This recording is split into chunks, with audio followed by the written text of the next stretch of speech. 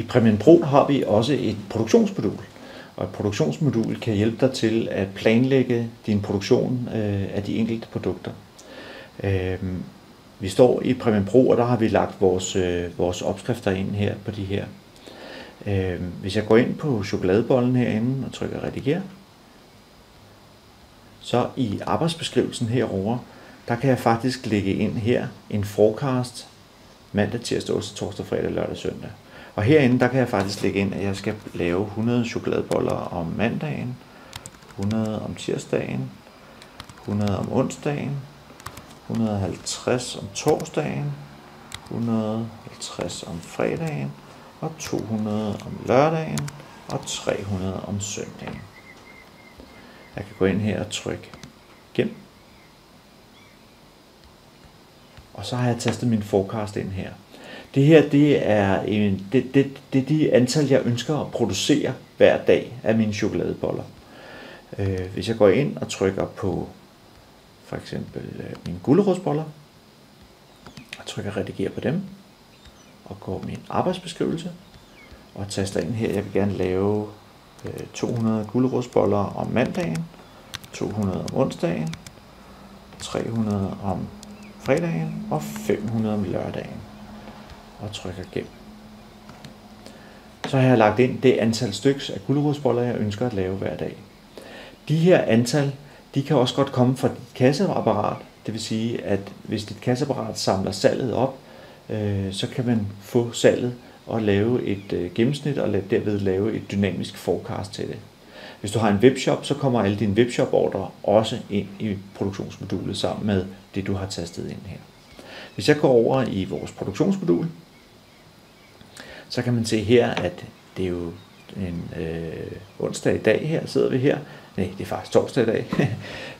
Og der skal vi lave 150 chokoladeboller.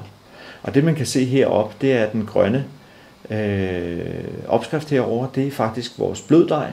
Det vil sige, at når vi skal lave 150 chokoladeboller, så skal vi lave 14,46 kilo bløddej.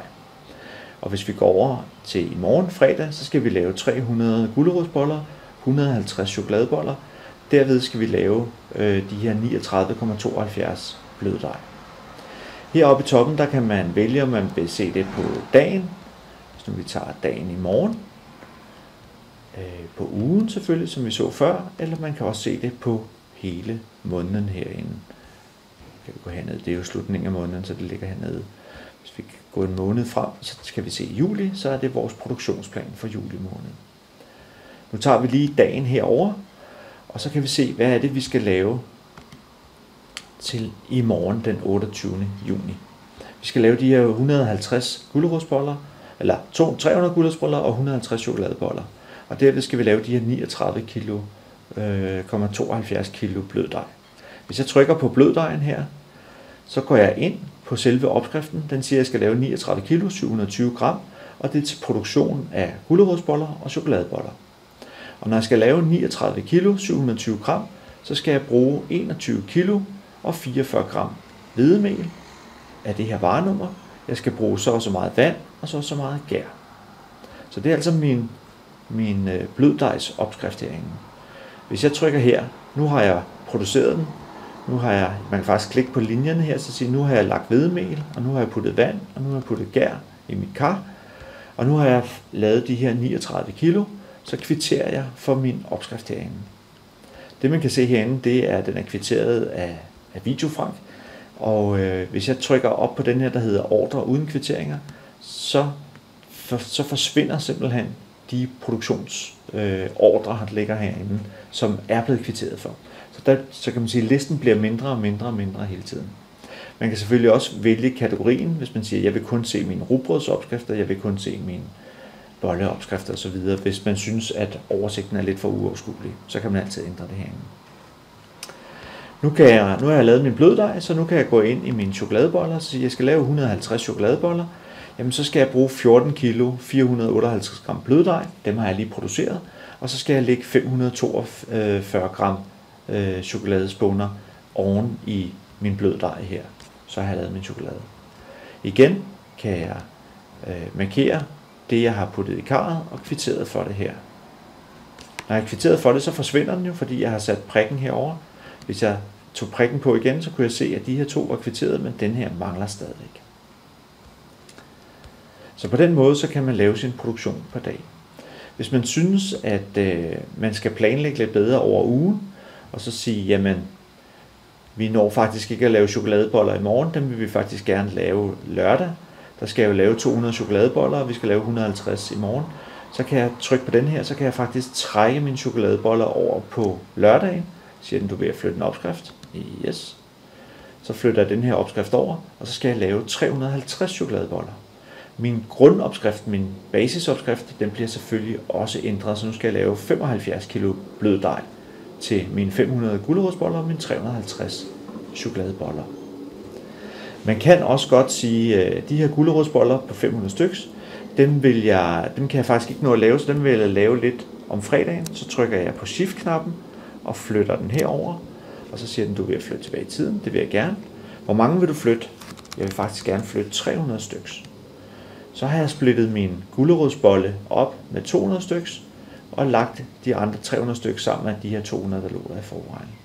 Så på den måde, så kan man også splitte ordren op i produktionen og flytte den på den måde. Det kunne godt risikere, at selvom jeg har lagt ind, hvad jeg forventer at sælge i butikken, så kunne der godt komme en stor ordre.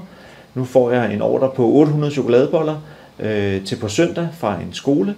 Så kan jeg klikke på den her, trykke kontrol og klikke på den her, så siger jeg vil faktisk gerne lave 800 stykker i stedet for 300. Trykker jeg OK. Så bliver den gul, fordi så er det noget ud over det sædvanlige. Så på den måde, så kan jeg se her. Jeg skal så lave 77 kg bløddej til de her 800 chokoladeboller.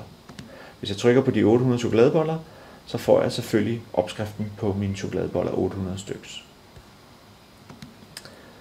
Lukker vi lige den ned igen. Så på den måde, så kan man lege med sin produktion på den her måde her.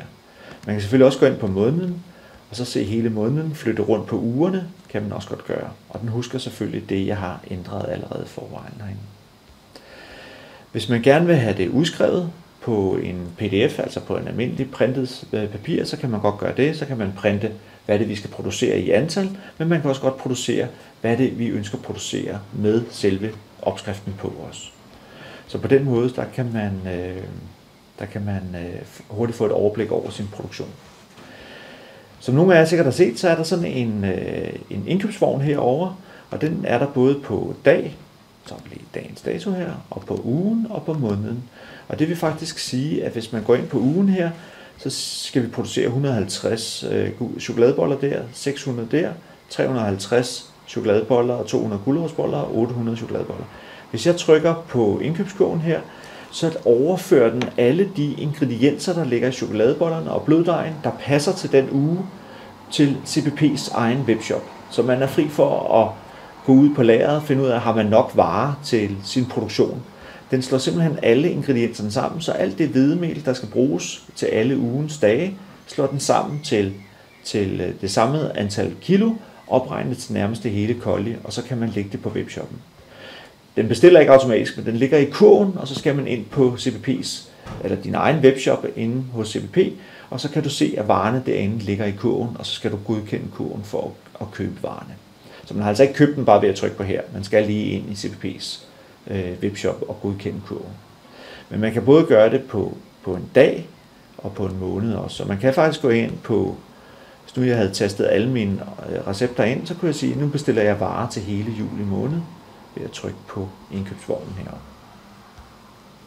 Det er produktionsmodulet.